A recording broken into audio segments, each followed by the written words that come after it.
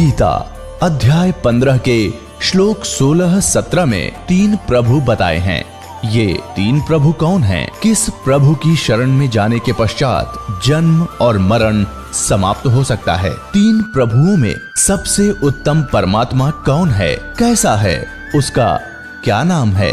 इन सभी गूढ़ रहस्यों को जानने के लिए अवश्य सुनिए जगत गुरु तत्वदर्शी संत रामपाल जी महाराज के अमृत वचन।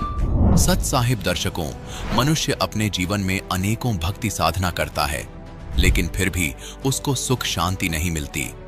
दर्शकों, इसका मुख्य कारण यह है कि वह शास्त्र विधि को त्याग कर मनमाना आचरण करता है। हरियाणा झज्जर के रहने वाले प्रवीण जाखड़ जी की कहानी भी कुछ ऐसी ही थी। प्रवीण जी सभी पारंपरिक भक्ति साधना किया करते थे।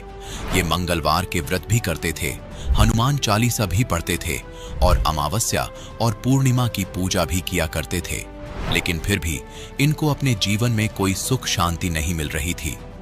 दर्शकों, प्रवीण जी का कहना है कि मेरी जिंदगी तब बदली जब मुझे संत रामपाल जी महाराज द्वारा लिखित पुस्तक ज्ञान गंगा मिली, और ज्ञान गंगा पढ़ने के बाद मानो मेरी सारी शंकाएं समाप्त हो गई हों। दर्शकों, आखिर ज्ञान गंगा पुस्तक में संत रामपाल जी महाराज ने ऐसा क्या लिखा है कि जो भी इस पुस्तक को पढ़ता है वह संत रामपाल जी महाराज के आश्रम में खींचा चला आता है। आइए जानते हैं कि इसके पीछे की सच्चाई क्या है। सुनते हैं प्रवीण जाखड़ जी की कहानी, उन्हीं की जुबानी। नमस्कार सर। नमस्कार जी। सर, क्या नाम है आपका? सर, मेरा नाम प्रवीण जाखड़ है जी। सर, कहाँ से हैं आप? मैं गांव धनीरवास, जिला झज्जर, हरियाणा से हूँ जी। सर, संत रामपाल जी महाराज से नाम दीक्षा आपने कब ली? सर, गुरु जी की दया हुई मेरे ऊपर 1 सितंबर 2011। सर, संत रामपाल जी महाराज से नाम दीक्षा लेने से पहले आप क्या भक्ति साधनाएं करते थे? हाँ सर, मैं जो अपने समाज में है जैसे सारी पूजा साधनाएं करते थे, जैसे कि मंगलवार का व्रत करना, एक पंडित जी को गुरु भी बनाया था, और अपने हनुमान के व्रत के साथ साथ सोमवार के भी व्रत करता था। सब साधनाएं करते थे जो भी हमारे समाज में होती हैं, जैसे कि अपने अमावस्या निकालना, द्वादशी करना, पूर्णिमा बनाना, ये सब करते थे। तो फिर संत रामपाल जी महाराज की शरण में आप कैसे आए? सर, मैं इतनी टेंशन में था कि घर में 3 छोटी बहनें थी, उनकी शादी का खर्चा होना था, जैसे कि दहेज देना, जो कि आम समाज में है एक बुराई। तो टेंशन रहती थी कि भाई बहन सरकारी स्कूल में पढ़ती थी और इतना खर्चा कैसे उठाएंगे भाई दहेज में। और जैसे साथी दोस्त बोलते थे कि भाई हमने अपनी बहन की शादी में इतना दहेज दिया, वो इतनी पढ़ी लिखी थी तब भी। तो हम सोचते थे अपनी बहन तो इतनी पढ़ी भी नहीं है, लेकिन इतना दहेज देंगे और क्या पता, क्या गारंटी है, क्या फिर भी सुखी रहेगी वो। तो सबसे पहले संत रामपाल जी के बारे में सुनने के बाद ये खुशी हुई कि महाराज जी ये सब बुराई छुटवाते हैं, जैसे कि दहेज देना, झूठ बोलना, मांस खाना, नशे करना, नशीली वस्तुएं किसी को उपलब्ध कराना, ये सब बुराइयां छुटवाते हैं संत रामपाल जी महाराज। तो गुरु जी से जुड़ने के लिए मन में उत्सुकता हुई, और एक दिन परमात्मा ने ऐसी दया की कि मेरे को ये किताब मिली संत रामपाल जी महाराज जी द्वारा लिखी हुई ज्ञान गंगा पवित्र पुस्तक, जिसको पढ़ के मैं गुरु जी की शरण में गया और मेरे को सर्व टेंशन चिंताएं दूर हो गई मेरी, और उस दिन से मेरे को सर्व सुविधाएं सुख होने शुरू हो गए। सर, आपने बताया कि जो हिंदू धर्म में भक्ति साधनाएं होती हैं वो सब आप करते थे, तो इन सब भक्ति साधनाओं से आपको क्या लाभ मिले?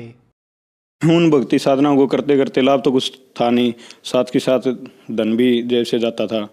घर से चोरी छिपे जाते थे, जैसे कि मैं एक बार कावड़ के मेले में चला गया, जो हमारे पड़ोस में एक गाँव है, जब शिवरात्रि होती है तो कावड़ लाते हैं लोग, वहाँ गंगा जल चढ़ाते हैं। तो मैं उस मेले में चला गया था। घर आया तो पापा ने झगड़ा किया, मेरे को मारने के लिए दौड़ा।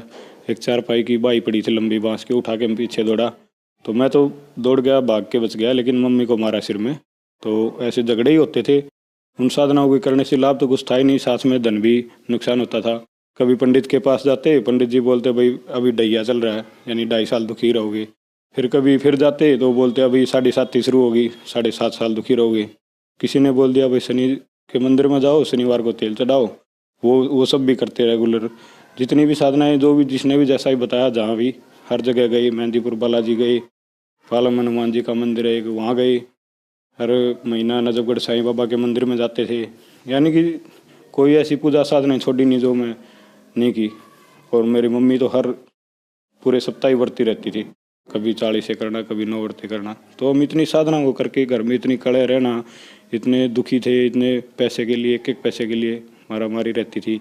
पापा के साथ दुकान पे जाके अपनी लकड़ी का काम, लकड़ी चीरने का काम था, भारी भारी पेड्डे उठाना, पेट में दर्द हो जाता था।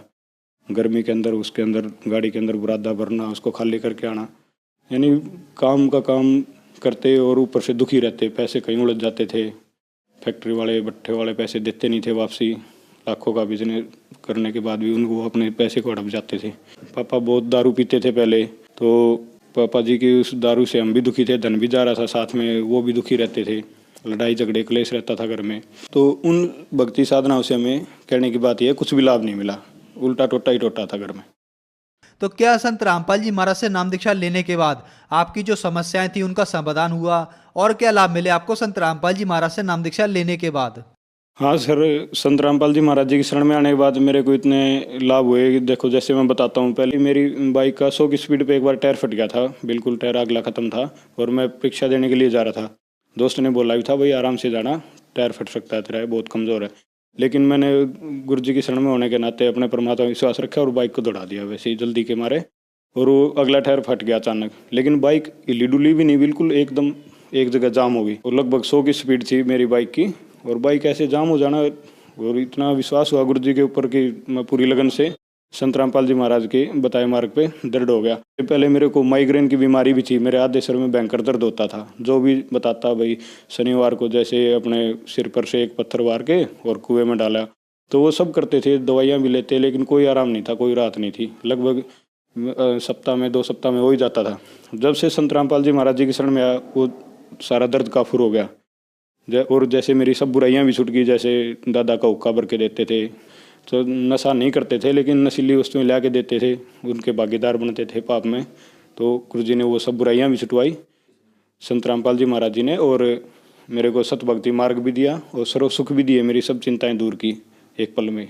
और जैसे कि एक बार ऐसा हुआ कि मैं गुरु जी से नाम दीक्षा लेके गया था, तो गुरु जी के सत्संग ज्ञान के अनुसार मैंने संत रामपाल जी महाराज जैसे सत्संग में बताते हैं भी, जो सतभक्ति करता है उसके घर में ना चोरी होगी, ना झगड़ा होगा, ना अग्नि लगेगी, मतलब उसके परमात्मा रक्षा करते हैं, ना कोई उसको धन हानि होगी, ना बीमारी होगी।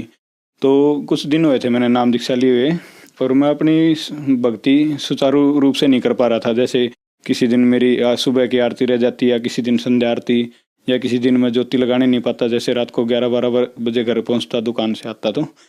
तो एक दिन ऐसे हुआ कि मेरी आँखों के ये पलक हैं, ये सारे बाल उड़ गए। तो मेरे घर वाले भी ऐसे मजाक करने लगे कि भाई आप तो बोल रहे थे आपके गुरुजी इतने भगवान हैं, ऐसे ऐसे सुख देते हैं, तो आप के साथ फिर ऐसा क्यों हो गया। तो उस दिन मैं भिवानी चला गया दवाई लेने के लिए। तो वहाँ एक मैम चौक है, मैम गेट, वहाँ से एक प्रसिद्ध दुकान है मेडिसिन की, मैंने उससे दुकान से दवाई ली। 1000 रुपये की उसने दवा दे दी, बोला हो जाएगा ठीक। तो मैंने सोचा इतनी 1000 रुपये की दवाई, और मैं तो 1-2 गोली खाता हूँ बस, ज़्यादा से ज़्यादा, और मैं इतनी गोली मैं कैसे खाऊंगा। तो जैसे मैंने वहाँ से दुकान से टर्न लिया, मैं घूमा पीछे की तरफ मुड़ा, तो एक गाड़ी जा रही थी, उस पर लिखा हुआ था बड़े अक्षरों में कि सब रोगों की नाम दवाई, बड़े अक्षरों में लिखा हुआ था। जैसे नानक साहब जी की वाणी है, जो कबीर परमात्मा से प्राप्त ज्ञान उन्होंने जो गुरु ग्रंथ साहब जी में लिखा हुआ है। तो ऐसे मैंने वो देख के दिमाग लगाया कि भाई बात तो ठीक है, परमात्मा का मंत्र ही मतलब सब रोगों की दवाई है। तो मैंने घर जाके अपना सुमरन शुरू किया, और उनमें से मुश्किल से मैंने 1 या 2 टेबलेट ली होगी। संत रामपाल जी महाराज जी की दया से मैं बिल्कुल स्वस्थ हो गया, बिल्कुल ठीक। मेरे आप देख सकते हो, कोई कुछ भी नहीं है पहचान। और एक लाभ ये हुआ कि जैसे हम लगभग साल भर हो गया था मेरे को, तो जैसे मैं मेरी बाइक का टायर फटा था, गुरुजी ने रोक दी थी, फिर भी मैं घर वाले भी नहीं मान रहे थे, गाँव वाले भी, कोई भी। तो मैं सोचता था इतने भगवान हैं, इतने दुनिया को चमत्कार होते, इतने सुख होते हैं, तो मेरे साथ कोई चमत्कार नहीं हो रहा, जबकि हो भी रहे थे, लेकिन ये मन मानता नहीं जल्दी से। तो हम पंजाब में पुस्तक सेवा कर रहे थे, ज्ञान गंगा पवित्र पुस्तक। तो पब्लिक भड़क गई थी, वहाँ बोले कि इसमें दुर्गा देवी का पति क्यों लिखा है। तो हम बोले भाई ये तो अपने गुरु ग्रंथ साहब में भी प्रमाण है, एक कमाई जुगत भी 3 चेले प्रमाण हुआ, एक कमाई कौन है। तो पब्लिक भड़क गई, उन्होंने नहीं माना, और पब्लिक ने हमारी ज़बरदस्त पिटाई कर दी। मेरे साथ 1-2 भगत जी और थे। तो मेरी उस दिन ये पसलियाँ टूट गई थी, मतलब इतना भयंकर पेन हुआ। वहाँ तो बिल्कुल भी नहीं होने दिया संत रामपाल जी महाराज जी ने। लेकिन जब शाम को हम लॉकअप में बैठाए, तो एकदम मैंने घुटने टिका दिए, और मैं अपनी आखिरी सांस गिनने लगा इस जीवन की। जैसे मछली तड़पती है पानी के बिना, ऐसे मैं श्वास के बिना तड़प रहा था। संत रामपाल जी महाराज जी को याद किया हमने, जैसे संध्या आरती शुरू कर रहे थे वहीं बैठे बैठे, तो भगत जी बोले बोलो सतगुरुदेव की। बस भक्तों ने इतना ही बोला था, जैसे ही जय बोला मेरा संत रामपाल जी महाराज जी की दया से मेरा दर्द वहीं काफूर हो गया बिल्कुल, और बिल्कुल मैं स्वस्थ हो गया आपके सामने। और संत रामपाल जी महाराज जी ने मेरी उम्र एक्सटेंड कर दी, जैसे कि लिखा अपने वेदों में कि वो पूर्ण परमात्मा अपने भगत की आयु बढ़ा देता है, 100 साल की आयु प्रदान कर देता है और साथ में उसके सब रोगों को दूर करता है।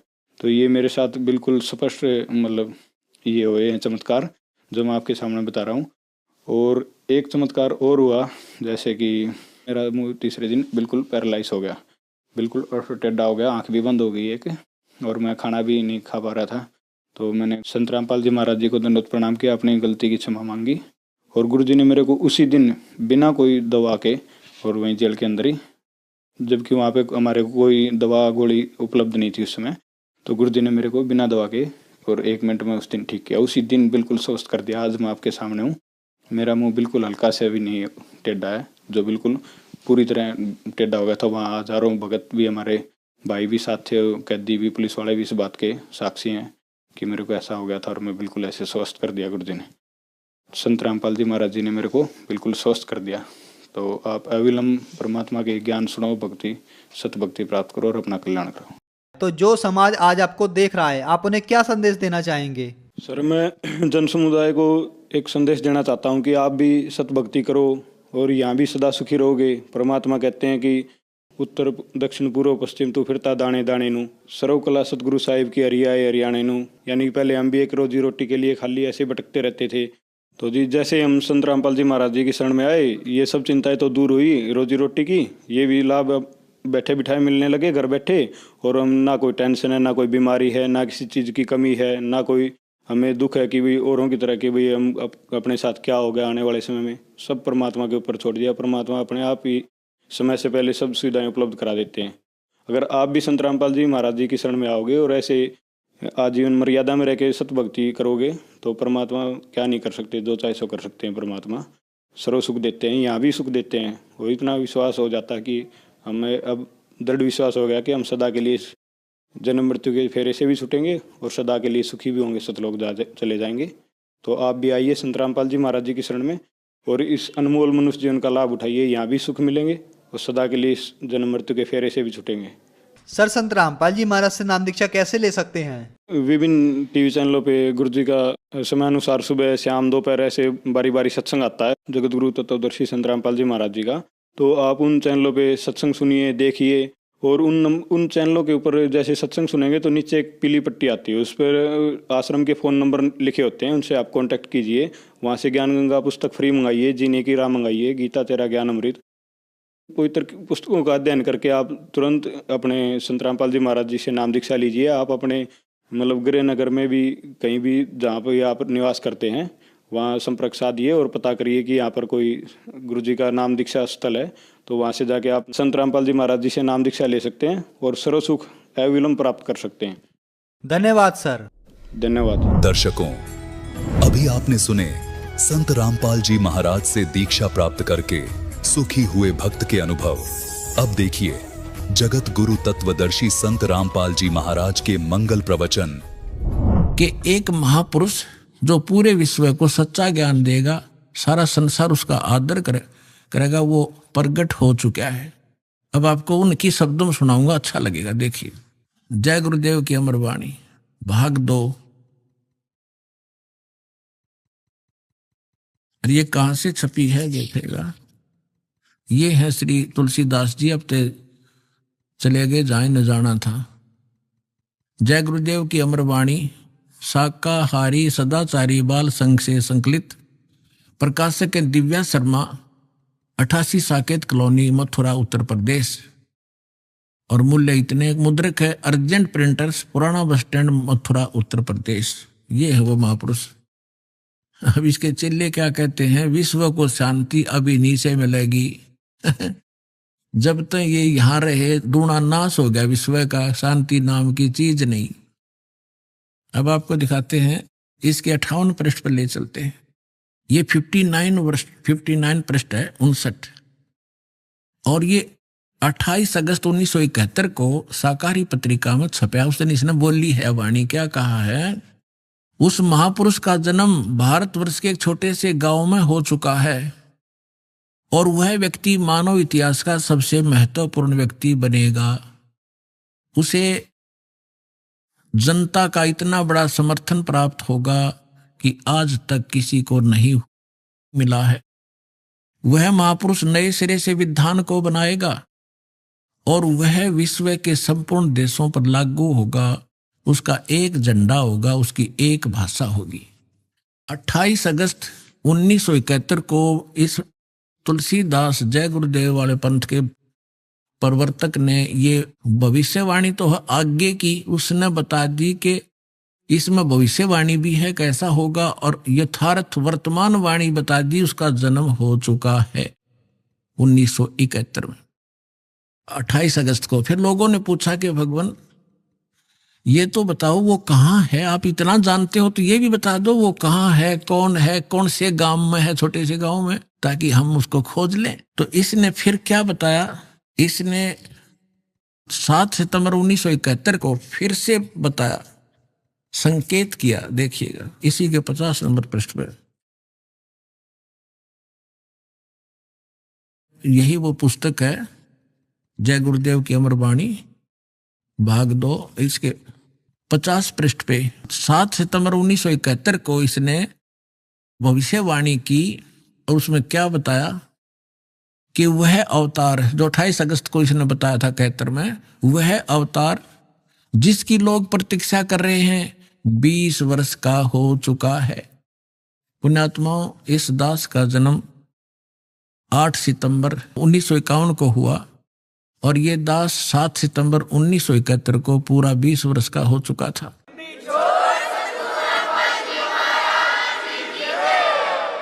ये देखिएगा, वह अवतार जिसकी लोग प्रतीक्षा कर रहे हैं वो 20 वर्ष का हो चुका है।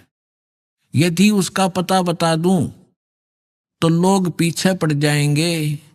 अभी ऊपर से आदेश बताने के लिए नहीं हो रहा है। मैं समय का इंतजार कर रहा हूं और सभी महात्माओं ने समय का इंतजार किया है।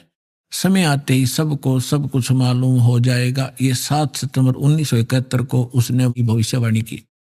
इस दास ने 2012 में एक, जैसा कि मीडिया उनके भी प्रवचन लिए और हमारे भी लिए, दास ने इस वाणी को पढ़कर एक सत्संग किया था कि यदि इस तुलसीदास जी की आज बैटरी चार्ज हो, 1971 में इसकी बैटरी चार्ज थी, इसकी दिव्य दृष्टि काम करे थी, पुण्य इसके पास बहुत से ढेर सारे थे, इसने उनका नाश कर लिया गलत साधना करके। जैसे इन्वर्टर की बैटरी में पहले से संग्रह की हुई एनर्जी जब तक चलेगी वो चलेगी, यदि चार्जर नहीं लग रहा तो भी चलेगी, लेकिन वो एकदम खत्म होगी यदि चार्जर फेर नहीं लगाता, यानी सत साधना नहीं की। यही दशा इस महापुरुष की हुई। ये पुण्यात्मा था, इसने 1971 में इसकी दूरदृष्टि काम करे थी। इसने बिन की बिन बता दी कि वो उस महापुरुष, उसका जन्म हो चुका है और 7 सितंबर 1971 को 20 वर्ष का हो चुका है। लेकिन दास ने कहा कि यदि आज इसकी दिव्य दृष्टि काम करती है तो तुलसीदास जी बता दे अपने शिष्यों को कि जिसके बारे में मैंने 7 सितंबर 1971 को भविष्यवाणी की थी वो बरुवाला में आ रहा है, चले जाओ।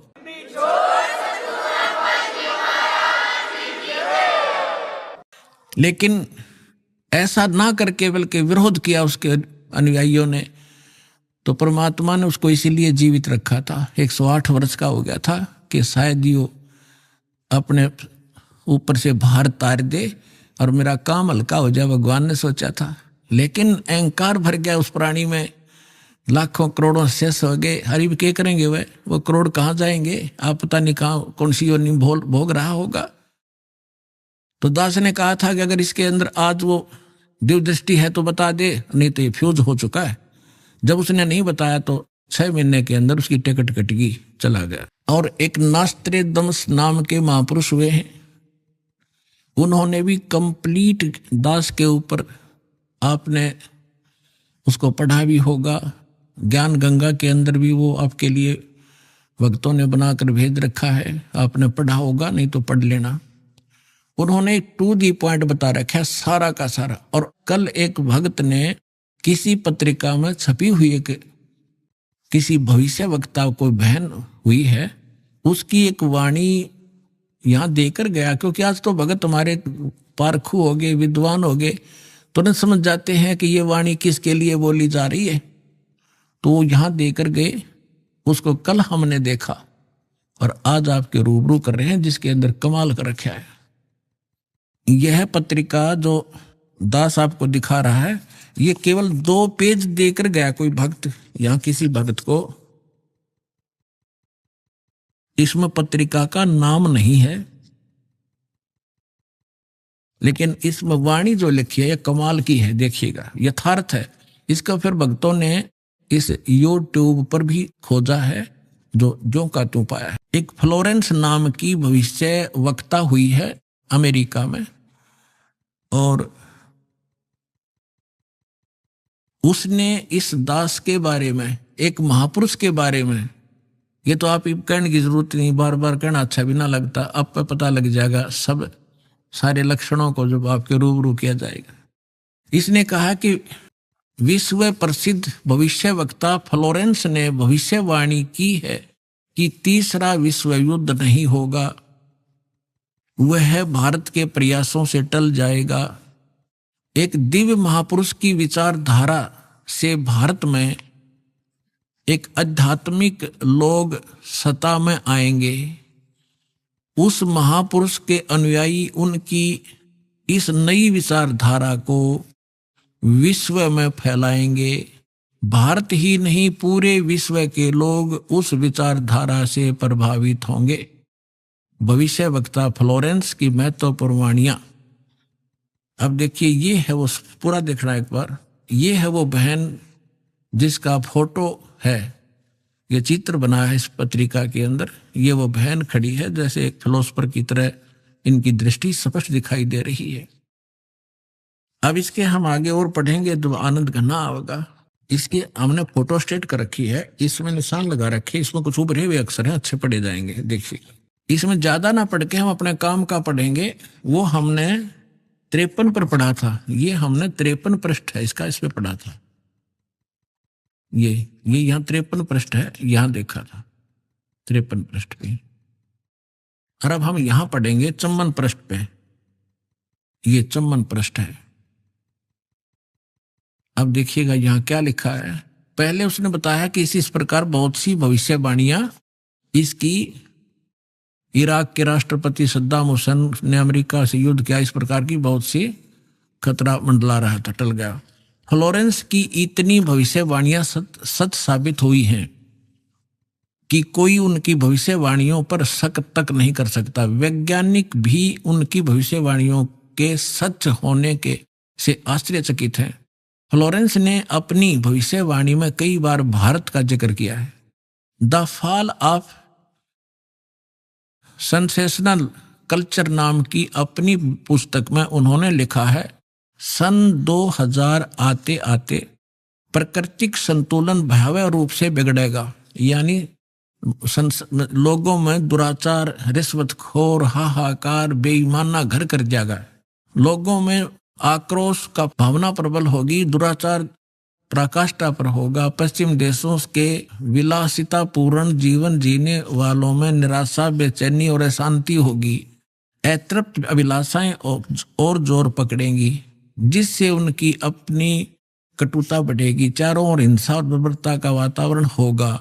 गरीब संपन्न व्यक्तियों की संपत्ति छीनेंगे, ऐसा वातावरण होगा और चारों ओर हाहाकार मच जाएगा। अब देखो, अब ये भविष्य वक्ता कह रही है कि ऐसी, अगर वो संत ना आता तो ऐसी दशा भारत की हो जाती, लोग एक दूसरे ने लूटने लग जाते।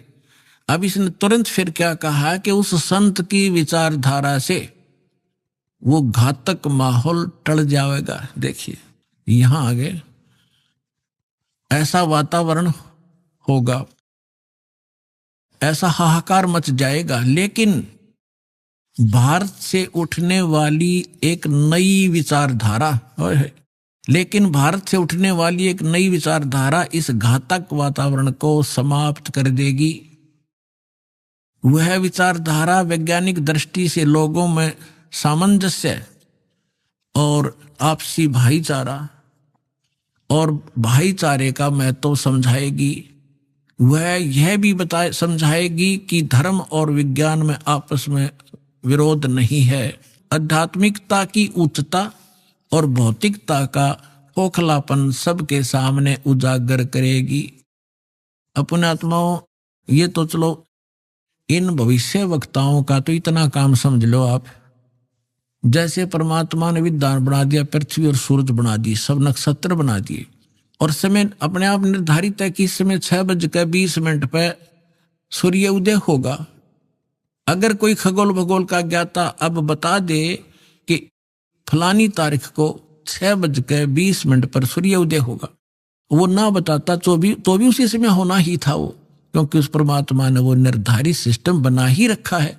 तो ये ना बताते तो भी परमात्मा ने पहले बोल ही रखा है, निर्धारित दिन ठीक का धर रखा है, वो तो ये होना ही होना था। ये बता रहे हैं तो आपके लिए और ज्यादा गोल्डन चांस है। सभी पुण्यात्माओं ने देर नहीं करनी चाहिए। महापुरुष बार बार कोई झूठ बोल रहे हैं, परमात्मा ने कहा, सब संत कहें, और ये भविष्य वक्ता बताने लाग रहे जो इस देश से भी संबंधित नहीं थे, और फिर भी नहीं समझोगे तो कति बालक हो तुम, तो बुद्धि ही नहीं दी फिर आपको। जैसे दास बहुत बार आपको समझाता है, हर एक प्रवचन में परमात्मा ने जो पहले बोला था वही दास आज बता रहा है। और अभी भी बहुत से मेरे अधिकतर जितने भी प्रवचन होते हैं इसी आधार पर होते हैं कि आप क्या कर रहे हो।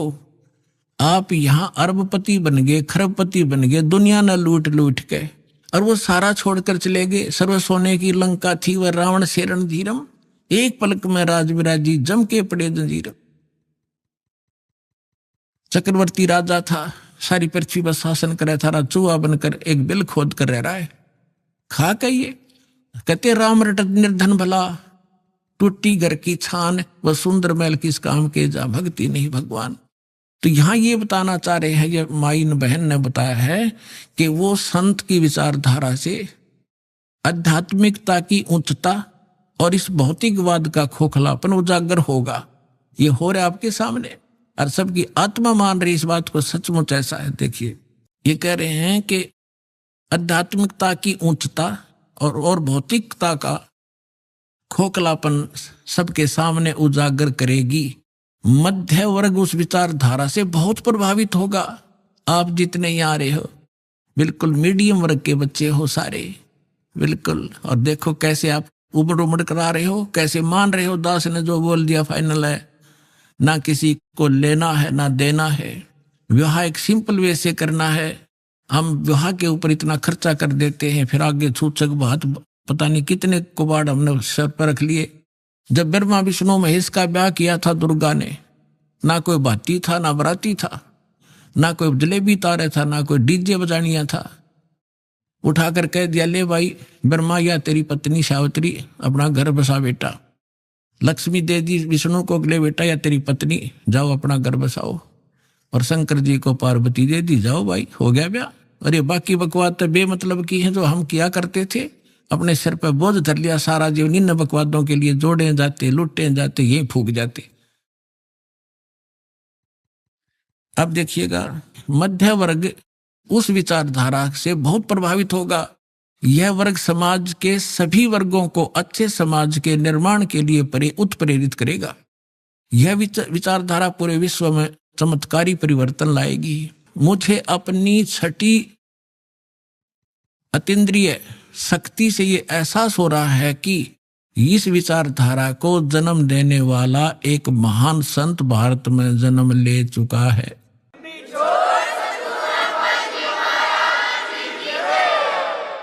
ये देखिएगा, ये 1900 यहां लिखा है कि एक पत्रकार ने 1964 में फ्लोरेंस से पूछा था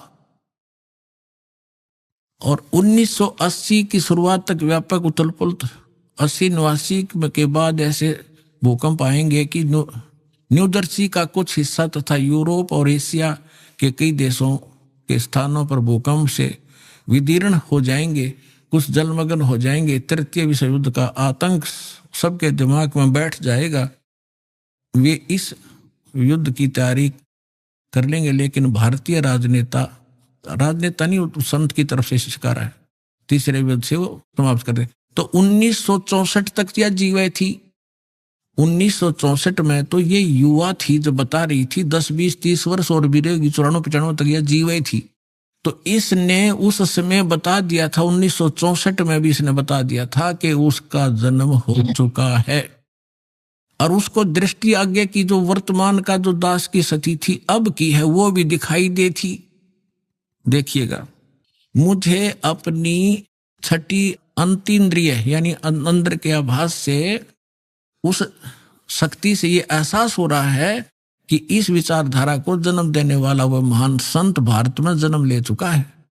उस संत के ओजस्वी व्यक्तित्व का प्रभाव सबको चमत्कृत करेगा।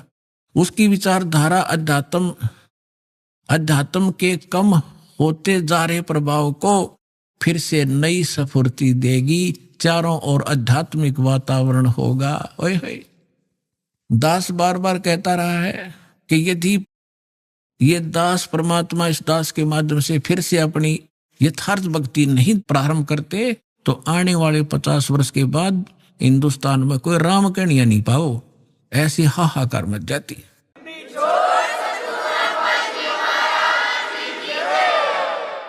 तो इसमें यही कहा है कि वो फिर गिरते हुए अध्यात्म सत्र को फिर से उभारेगा, इसका ये भावार्थ है। कहते हैं उस संत के ओजस्वी व्यक्तित्व का प्रभाव सबको चमत्कृत करेगा। उसकी विचारधारा अध्यात्म के कम होते जा रहे प्रभाव को फिर से नई स्फूर्ति देगा। चारों ओर आध्यात्मिक वातावरण होगा। संत की विचारधारा से प्रभावित लोग विश्व के कल्याण के लिए पश्चिम की ओर चलेंगे। धीरे धीरे एशिया, यूरोप, अमेरिका पर पूरी तरह छा जाएंगे। उस संत की विचारधारा से पूरा विश्व प्रभावित होगा, उनके चरण चिन्हों पर चलेगा। पश्चिमी देश के लोग, अमेरिका, इंग्लैंड आदि, उन्हें ईसा, मुसलमान उन्हें एक सच्चा रहनुमा और एशिया के लोग उन्हें भगवान का अवतार मानेंगे। उस महासंत की विचारधारा से बौद्धिक क्रांति आएगी। बौद्धिक माने अच्छी बुद्धिमान लोग उसके साथ होंगे। देखो, बुद्धिजीवियों की मान्यताएं बदलेंगी। जो ये अंग्रेज पाके बैठे बड़े बड़े अफसर कहते हैं, नवी सोचने पर विवश होना पड़ेगा कि तुम कर क्या रहे हो, करना क्या चाहिए था। बुद्धिजीवियों की मान्यताएं बदलेंगी, उनमें ईश्वर के प्रति श्रद्धा और विश्वास की कोपलें फूटेंगी। फ्लोरेंस के अनुसार वह संत भारत में जन्म ले चुके हैं। वह इस संत से काफी प्रभावित थी। अपनी एक दूसरी पुस्तक golden light of new era में भी उन्होंने लिखा है कि जब मैं ध्यान लगाती हूं तो अक्सर एक संत को देखती हूं, गौर वर्ण के यानी गोरे वर्ण के। उस संत के ललाट पर गजब के तेज होता है। उनके ललाट पर आकाश से एक नक्षत्र के प्रकाश की किरणें निरंतर बरसती रहती है। अपने आत्माओं, आप देखिएगा, ये इस तरह आती है ये जैसे परमात्मा बैठे हैं सतलोक में, वहां से इस दास के ऊपर ये ऐसी अपनी किरण बरसा रहे हैं। यहां से आकाश से आ रही है और दास के ऊपर परमात्मा की शक्ति निरंतर चल रही है। उसी से आगे आपको कनेक्शन दिया जा रहा है। अब उसी को ये बहन बता रही है फ्लोरेंस, अपनी दिव्य दृष्टि से देख करके उसके ऊपर माथे पर यानी उसके सिर के ऊपर, उस पर ऊपर से आकाश से नक्षत्रों से एक लाइट निरंतर आ रही है जो उसके माथे पर बरस रही है और वही शक्ति आगे आप में जा रही है।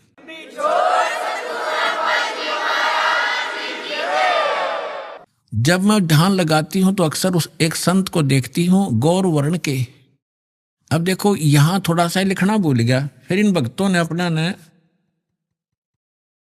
इस एक बुक इसने बताई है, देखिएगा, एक दूसरी पुस्तक golden light of new era, ये एक बुक है। इस बुक के आधार से भक्तों ने एक वेबसाइट से यानी यूट्यूब से निकाला है, वेबसाइट से इसकी से इंग्लिश में है उसकी वाणी। वो इस प्रकार देखिएगा, यही है ये golden era divine, I can clearly visually A golden era divine. वो कहती है मैं देखती रहती हूं, यहां देखना, यहां पर है जो हिंदी उसने किया वो यहां से है। When I enter great flights of meditation, I visualise, मैं देखती हूं। ये क्या कहती है बहन के जब मैं ध्यान की गहन ऊंचाइयों को छूती हूं, यानी जब मैं ऊपर उड़ती हूं ध्यान से, तो मैं क्या देखती हूं, देखिएगा। When I enter great flights of meditation, I visualize such a great sant who is fair skinned, यानी fair skinned माने साफ वर्ण का, गौर वर्ण का, with white hair, उसके बाल सफेद हैं, white hair, and without a beard and mustaches, वो बिना दाढ़ी मूंछ का है।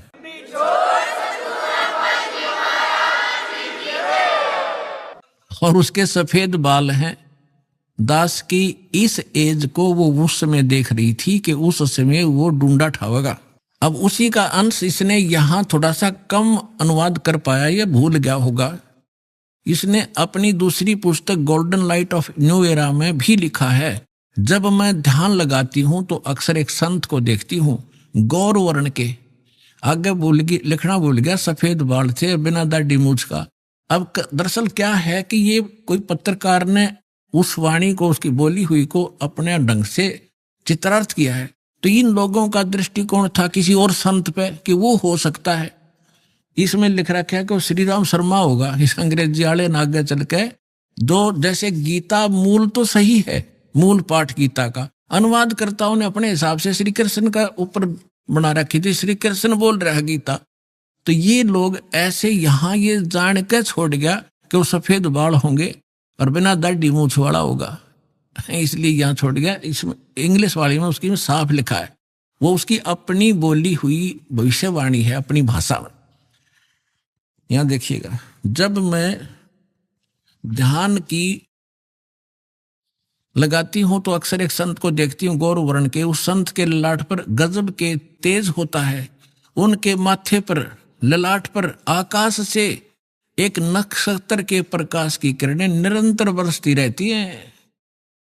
मैं देखती हूं कि वह संत अपनी कल्याणकारी विचारधारा तथा अपने सच्चरित्र प्रबल अनुयायियों की शक्ति से पूर्ण विश्व में नए ज्ञान का प्रकाश फैलाएगा। आप देख रहे हो, बंदी छोड़ के बच्चे कहां जा करके विशाखापट्टनम तक दूर दूर जा करके आज प्रचार कर रहे हैं परमात्मा के ज्ञान का।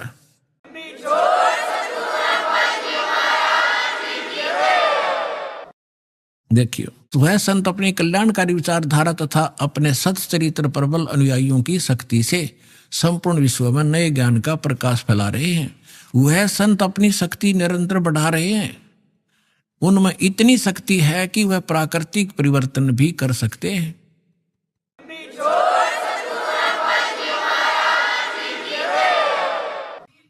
वह अपना कार्य वैज्ञानिक ढंग से करेंगे।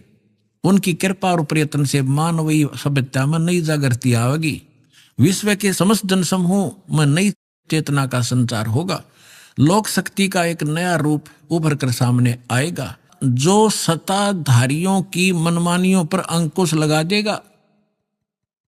जो राजा लोग अपनी मनमानी बकवाद करते हैं, उस संत के अनुयायी उनको विवश कर देंगे कि बंदे बनकर रहो, बकवाद बहुत दिन कर ली तुमने। देखिएगा, विश्व के समस्त जनसमूह में नई चेतना का संचार होगा। लोक शक्ति का एक नया रूप उभर कर सामने आएगा, और जो सत्ताधारियों की मनमानियों पर अंकुश लगा देगा, राजनेताओं के ऊपर। मनोचिकित्सक तथा सम्मोहन कला के विश्व प्रसिद्ध ज्ञाता डॉक्टर मोरे बर्स्टीन की फ्लोरेंस से अच्छी दोस्ती थी। एक बार फ्लोरेंस ने उनसे भी कहा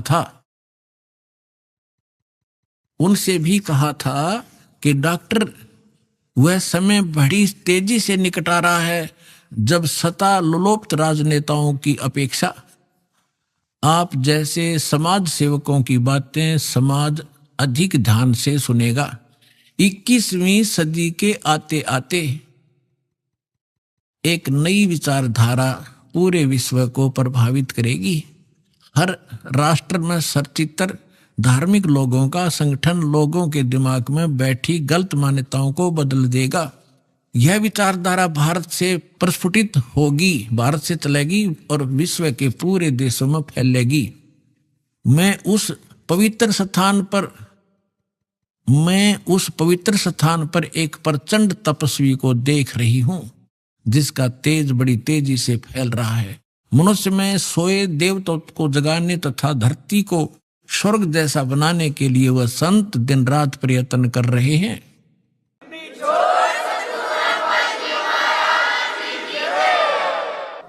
एक पत्रकार ने 1964 में फ्लोरेंस से पूछा था कि क्या वह दुनिया का भविष्य बता सकती है। फ्लोरेंस ने इसके बाद जवाब में कहा था 1980 में ये होगा, 1990 में ये होगा, सारा कुछ बताया था। ठीक,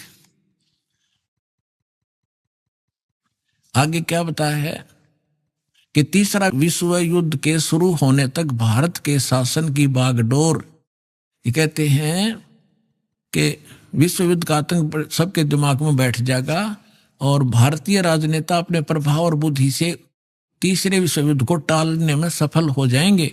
तीसरे विश्व युद्ध के शुरू होने तक भारत के शासन की बागडोर आध्यात्मिक वृत्ति के लोगों के हाथ में होगी, इसलिए उनके प्रभाव से विश्व युद्ध टलेगा। वे शासक एक महान संत के ओजस्वी तथा क्रांतिकारी विचारधारा से प्रभावित होंगे। वे उस संत के प्रति उसी तरह समर्पित होंगे जैसे वाशिंगटन स्वतंत्रता एवं मानवता के प्रति समर्पित थे। न्यू जर्सी की रहने वाली, न्यू जर्सी कोई शहर है अमेरिका में, न्यू जर्सी की रहने वाली फ्लोरेंस सचमुच एक विलक्षण महिला थी। एक बार नोबेल नामक एक व्यक्ति ने, इसने ये बताना चाहा, पत्रकार ने दिखाना चाहा है कि एक पत्रकार था अमेरिका का और वो इसका इंटरव्यू ले रहा था और वो इंटरव्यू टीवी पर चला रखा था डायरेक्ट लाइव। तो ये पूछ रहा कि आप एक संत के बारे में तो बहुत बता रही हो, लेकिन मेरे बारे में बताओ कुछ। जो प्रकरण इतना ही है इसमें ना पढ़ के मैं वैसे बता दूं, जल्दी निमट जाएगी बात। तो फ्लोरेंस ने कहा कि तेरे विषय बताऊं। उसका दायां हाथ पकड़ा और उसने कहा कि आप जो है किसी दूसरे राज्य में भी प्रचार प्रसार करेगा। तो वो कह रहा था, उसने इसमें लिखा है कि मैं उससे कह रहा था कि तू भला मजाक कर रही है मेरे साथ। अगर इस इंटरव्यू को मेरी महकमे वाले सुन रहे होंगे, मेरे बॉस, तो मुझे नौकरी से निकाल देंगे। दूसरे में प्रसार तो नहीं होगा पर मैं नौकरी से जाता रहूंगा। तू क्या मजाक कर रही है। उसी समय मेरे हेड ऑफिस से टेलीफोन आया, मैंने, और मेरे लिए ही था, मैंने उठाया। मेरा बॉस कह रहा था कि मैं तुम्हारा इंटरव्यू देख रहा हूं, मैं हैरान हूं कि हमने निश्चय कर लिया है आपको न्यूयॉर्क के अंदर प्रचार प्रसार के लिए भेजना है और जल्द कल ही इसका डिक्लेयर करेंगे, फाइनल हो चुका है। मैं हैरान हूं, तुम्हारा इंटरव्यू मैं सुन रहा हूं कि इस फ्लोरेंस को कैसे पता चला और आप जल्दी आ जाइए, आपको वहां भेज रहे। तो ये कहने का तात्पर्य है, वो इंटरव्यू लेने वाला ये कह रहा है उसकी इतनी सटीक भविष्यवाणी थी तो वही कह रही है जो संत के बारे में उसकी झूठी नहीं हो सकती। अब देखिए, अब यहां देखिएगा, ये मैंने छोड़ दिया, यहां वही बता रहा था। ये टीवी के कार्यक्रम के दौरान उनसे बोला, मैं बोला, पत्रकार कह रहा है, आप भारत में जन्मे ले चुके संत के बारे में तो अक्सर बताती रहती हो, मैं अपने बारे में भी कुछ जानना चाहता हूं, बताइए। फ्लोरेंस ने उसके दाहिने हाथ को थाम लिया और बोली, आप बहुत जल्दी किसी दूसरे राज्य में प्रसारण करेंगे। नोबेल ने एक प्रसारण सेवा के, वो एक कर्मचारी थे उस प्रसारण सेवा के, इस बात पर हंसने लगे। कुछ सेक्शन बाद बोले कि आपने मुझसे अच्छा मजाक किया, यदि हमारी कंपनी के अधिकारी इस कार्यक्रम को देख रहे होंगे तो दूसरे राज्य में तो जाऊंगा या नहीं, फिलहाल अपनी कंपनी से तुरंत निकाल दिया जाऊंगा।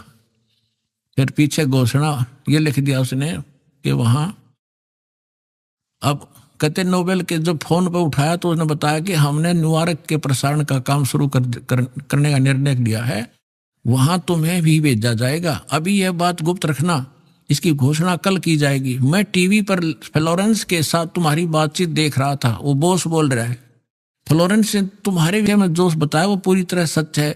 आश्चर्य है कि यह बात कैसे मालूम होगी।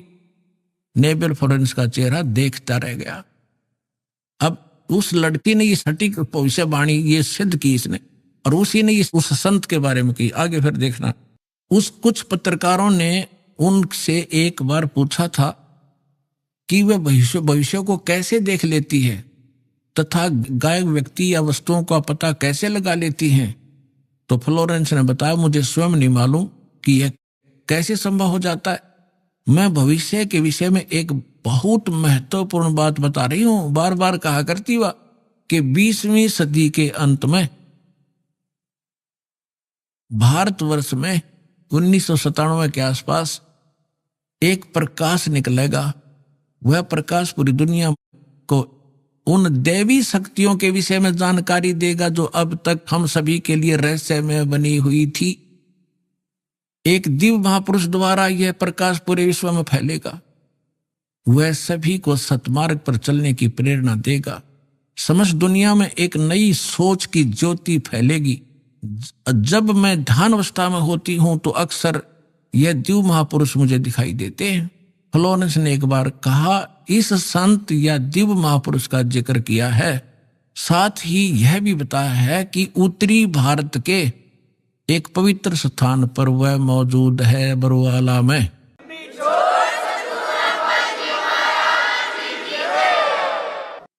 अब आप हिसाब लगा लियो पुण्यात्माओं, कौन है वो दास।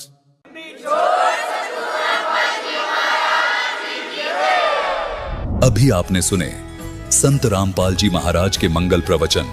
आइए अब सुनते हैं संत रामपाल जी महाराज से नाम दीक्षा लेकर सतभक्ति करके अद्भुत लाभ प्राप्त करने वाले अनुयायी के विचार।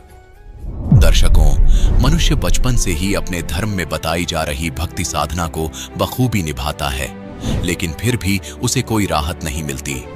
ऐसा इसलिए दर्शकों, क्योंकि वह शास्त्र विधि को त्याग कर मनमाना आचरण करता है। दर्शकों, ऐसी ही कहानी थी राजस्थान के रहने वाले समय सिंह जी की। समय सिंह जी सभी पारंपरिक भक्ति साधनाएं किया करते थे, व्रत भी करते थे और धार्मिक कर्मकांड में लीन भी रहते थे। बावजूद इसके वह आर्थिक तंगी और मानसिक तनाव से जूझ रहे थे। दर्शकों, समय सिंह जी का कहना है कि मेरी जिंदगी तब बदली जब मुझे टीवी चैनल पर संत रामपाल जी महाराज का सत्संग सुनने का सौभाग्य प्राप्त हुआ। दर्शकों, समय जी आज संत रामपाल जी महाराज का गुणगान करते नहीं थक रहे। उनका कहना है कि संत रामपाल जी महाराज इस समय पूर्ण परमात्मा आए हुए हैं। दर्शकों, आखिर लाखों की संख्या में लोग संत रामपाल जी महाराज को पूर्ण परमात्मा क्यों कह रहे हैं? आखिर इसके पीछे का राज क्या है? आइए जानते हैं समय सिंह जी की कहानी, उन्हीं की जुबानी। सर नमस्कार। नमस्कार जी। क्या नाम है जी आपका? मेरा नाम समय सिंह है जी। समय सिंह जी, कहाँ से आए आप? मैं कठुमर तहसील अलवर राजस्थान से हूँ जी। सर, संत रामपाल जी महाराज की शरण में आने से पहले आप क्या भक्ति साधना करते थे? मैं संत रामपाल जी महाराज जी की शरण में आने से पहले हनुमान जी की पूजा करता था जी। गोवर्धन परिक्रमा के लिए भी जाया करता था और व्रत भी करता था मैं हनुमान जी के। तो सर, जो आप पारंपरिक पूजाएं करते आ रहे थे इतने सालों से, तो फिर आप संत रामपाल जी महाराज जी की शरण में क्यों गए? भगत जी, दरअसल क्या है, 2013 की बात है। मैं बेरोजगार घूमता था, मानसिक तनाव में रहता था, जिसकी वजह से मेरे घर में कलेश वगैरह रहते थे। मैंने अपनी पत्नी को ऐसे झगड़े करके मायके भेज दिया था। 4-6 महीने हो गए मैं मानसिक तनाव में रहता था भगत जी। मैं और ये जो झाड़ फूंक वाले उनके पास भी जाता था कि शायद कोई शनिदेव का प्रकोप बताता था। किसी ने बताया मंगलवार के आप व्रत करो, वो भी कर लिया, मगर किसी प्रकार का कोई लाभ नहीं था। मानसिक तनाव की वजह से मैं टीवी पर अक्सर कर भागवत वगैरह के चैनल वगैरह देखता था। सर जी, मैंने क्या है कि मानसिक तनाव की वजह से नशा भी करने लग गया था। मैं गुटखा खाता था, तम्बाकू भी खाता था, अंडा भी खाने लग गया था, गलत लोगों के साथ रहने लग गया था। किसी प्रकार का रोजगार नहीं था। मैं घर पे ही टाइम पास इधर उधर खेती में करता था। तो संत रामपाल जी महाराज जी का सत्संग आता था। तो मैंने एक बार देखा, संत रामपाल जी महाराज जी का शिष्य था, वो अपना इंटरव्यू में बता रहा था, वो गांव में फ्री का कार्य करता था, कप वगैरह बेचता, और उसने संत रामपाल जी महाराज जी से प्रार्थना लगाई कि तो परमात्मा ने उस पर दया की, उसको गवर्नमेंट जॉब मिल गया, वो लेक्चरर हो गया। तो मेरे भी मन में विचार आया कि शायद यहाँ पर मुझे भी रोजगार मिल सकता है। मैं रोजगार के बहाने से ही संत रामपाल जी महाराज जी के पास आने की इच्छा बनी। सर, आपने संत रामपाल जी महाराज जी से नाम दीक्षा कब ली? सर जी, मैंने संत रामपाल जी महाराज जी से नाम दीक्षा 28 फरवरी 2013 में ली थी। सर, संत रामपाल जी महाराज जी के अनुयायियों के बारे में ये कहा जाता है कि वो अंधविश्वास के तहत जुड़े हैं या फिर वो ज़्यादा पढ़े लिखे नहीं हैं। सर, आप उन लोगों के लिए एक माकूल जवाब हैं, आप एक पढ़े लिखे इंसान हैं, तो सर आप उन लोगों को क्या कहना चाहेंगे? देखो जी, ऐसा है, संत रामपाल जी महाराज जी जो ज्ञान देते हैं वो शास्त्रों से अनुकूलित है, शास्त्रों के अनुसार है। अज्ञानता तो जो ये गुरु पद पर बैठे हुए लोग हैं, इन लोगों ने फैलाई है। आज पढ़ा लिखा इंसान भी संत रामपाल जी महाराज जी से नाम दीक्षा लेके सारे शास्त्रों को पढ़ के और तब जाके संत रामपाल जी महाराज जी की शरण में आया है। मैंने संत रामपाल जी महाराज जी की शरण में आने से पहले ज्ञान गंगा पुस्तक पढ़ी थी, फिर उसके बाद संत रामपाल जी महाराज जी का ज्ञान मुझे सबसे उत्तम लगा। सर, जैसा कि आपने बताया कि आपने संत रामपाल जी महाराज जी के ज्ञान को समझा है, आपने ज्ञान गंगा पुस्तक को पढ़ा है। सर, हम आपसे ये जानना चाहेंगे कि ऐसा आपने संत रामपाल जी महाराज जी के ज्ञान में और ज्ञान गंगा पुस्तक में क्या पढ़ा जो अन्य किसी संत ने आपको कभी नहीं बताया? देखो जी, संसार में लोग पेड़ को भगवान मान लेंगे, पत्थर को भगवान मान लेंगे, मगर कबीर साहब को एक संत ही मानते हैं। तब मैंने वो ज्ञान गंगा पुस्तक पढ़ी तो उसमें एक वाणी थी, हम सुल्तानी नानक तारे दादू को उपदेश दिया, जात जुलाया भेद न पाया, काशी माए कबीर हुआ। तो हमको भी थोड़ा अटपटा लगा, भाई ये भगवान कबीर साहब तो संत थे, इनको भगवान कैसे बताएगा? जब देखा गीता में प्रमाण और भी सारे ग्रंथों में बताया, ऋग्वेद में भी कबीर साहब के भगवान होने का प्रमाण बताया, तो आंखों देखा तब जाके विश्वास हुआ कि हाँ, संसार में भूल पड़ी है, जो सत्पुरुष है, जो परम अक्षर ब्रह्म है, वो केवल कबीर साहब जी हैं। सर, आपने कबीर साहब को परमात्मा मानते हुए संत रामपाल जी महाराज जी से नाम दीक्षा ली है, तो सर हम आपसे ये जानना चाहते हैं कि जो पूजाएं साधनाएं हिंदू धर्म में हजारों सालों से चली आ रही है, देव देवताओं की पूजा, मंदिरों में जाना, जल चढ़ाना, क्या वो पूजाएं सारी व्यर्थ थी? क्योंकि कबीर साहब तो इन पूजाओं का खंडन करते हैं। देखो जी, कबीर साहब जी ने आडंबर और पाखंड का खंडन किया है। गीता जी में भी कहा गया है कि जो शास्त्र विधि को त्याग कर मनमाना आचरण करता है उसे किसी प्रकार की सिद्धि सुख प्राप्त नहीं होता। क्या कहीं भी शास्त्रों में नहीं लिखा कि मंदिरों में जाना, जल चढ़ाना, इस तरह की कोई क्रियाएं करना? जो अपने हिंदू धर्म के शास्त्र हैं उनमें कोई प्रमाण नहीं है मंदिरों में जाने से आपको मुक्ति मिलेगी या फिर जल चढ़ाने से मुक्ति मिलेगी, ऐसा कुछ नहीं है। शास्त्रों में तो व्रत के लिए भी मना किया हुआ है गीता। सर, एक और बात हम यहाँ पे आपसे जानना चाहेंगे कि संत रामपाल जी महाराज जी के अनुयायी दावा करते हैं कि उनसे नाम दीक्षा लेने के बाद उनकी कैंसर जैसी भयानक बीमारियां दूर हुई है और अनेकों लाभ उनको हुए हैं। तो क्या संत रामपाल जी महाराज जी से नाम दीक्षा लेने के बाद आपको भी कोई लाभ मिला? जी देखो, सबसे बड़ा लाभ तो ये मिला कि हमको मुक्ति का रास्ता मिल गया भगवान की दया से। और सांसारिक सुख की बात करें तो जिस दिन मैंने संत रामपाल जी महाराज जी की पुस्तक मिली थी उसी दिन से मेरे विचार बदल गए, बुराइयां छूट गईं और जो घर में कलह था वो खत्म हो गया। तो ज्ञान गंगा जब पुस्तक पढ़ी तो मुझे पता चला कि मैंने कितना बड़ा दोष किया है और मैं अपने आप में ग्लानि महसूस करने लगा। नाम लेने से पहले ही मेरे घर का कलह समाप्त हो गया, मेरी सोच बदल गई, मैंने नशा छोड़ दिया। नशा एक बहुत बुरी बीमारी है, मैंने भी कई बार पहले छोड़ने की कोशिश की थी मगर छोड़ नहीं पाता था, परेशान भी था इससे, गुटखा वगैरह से।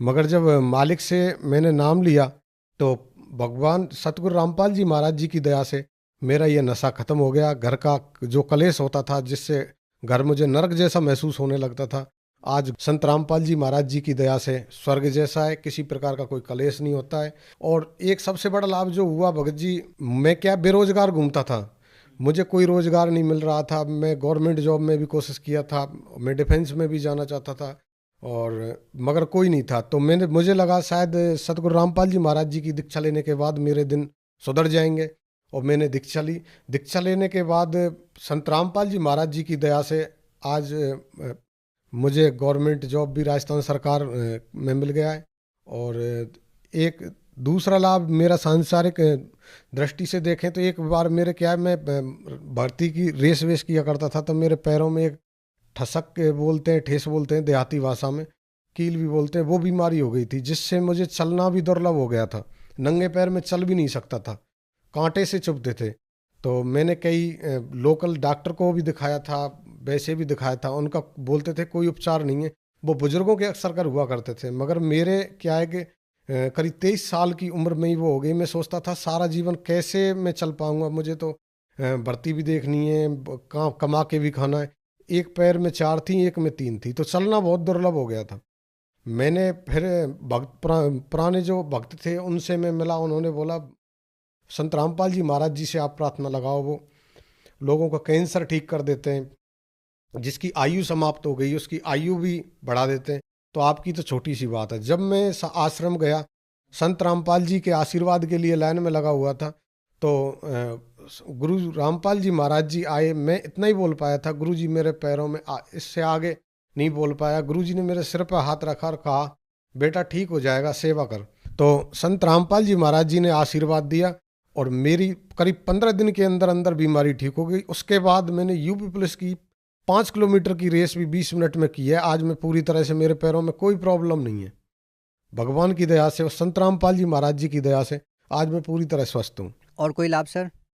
जी भगत जी, एक बार मैं कहीं बाहर पढ़ने जा रहा था, तो मेरे क्या है कि बैग में भी पैसे नहीं थे और जेब में भी पैसे कम पड़ गए थे। मैंने इधर उधर से मैनेज करके पैसे लिए। अब मैं जब वहाँ पहुँचा और मैंने बैग को चेक किया, तो भगत जी वहाँ मुझे 4,000 रुपये रखे हुए मिले। आज तक मुझे उन पैसों का पता नहीं है वो पैसे कहाँ से आए थे।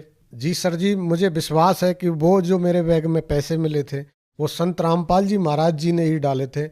मैंने और भी विचार किया था, मगर उन पैसों का मुझे कोई अता पता नहीं मिला।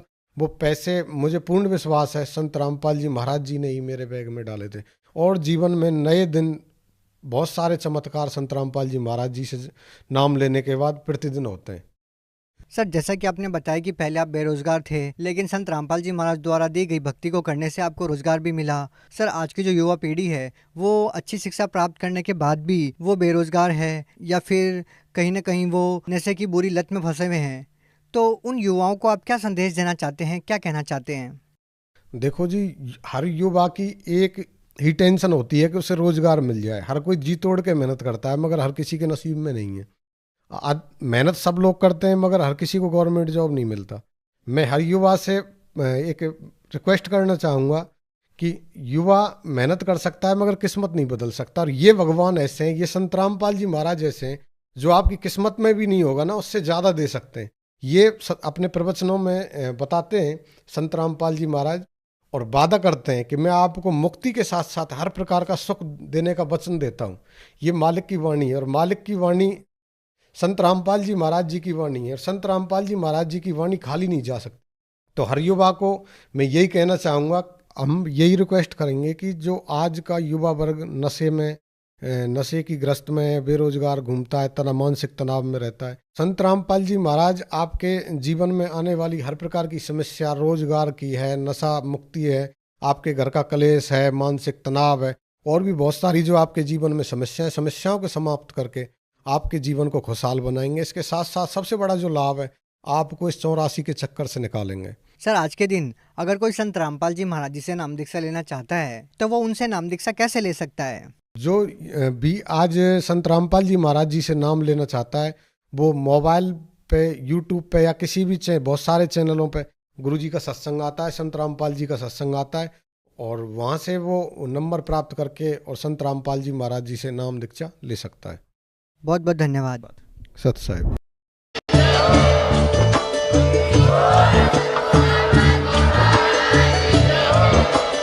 आप सुन रहे थे जगत गुरु तत्वदर्शी संत रामपाल जी महाराज जी के मंगल प्रवचन। अधिक जानकारी के लिए विजिट कीजिए हमारी वेबसाइट www.jagatgururampalji.org। संत रामपाल जी महाराज जी के शुभ आशीर्वाद से पूरे विश्व भर में 500 से भी ज्यादा नाम दीक्षा केंद्र हैं, जिन पर संत रामपाल जी महाराज जी द्वारा ऑनलाइन निशुल्क नाम दीक्षा दी जा रही है। अपने नजदीकी नाम दीक्षा केंद्र का पता करने के लिए संपर्क करें 8222880541।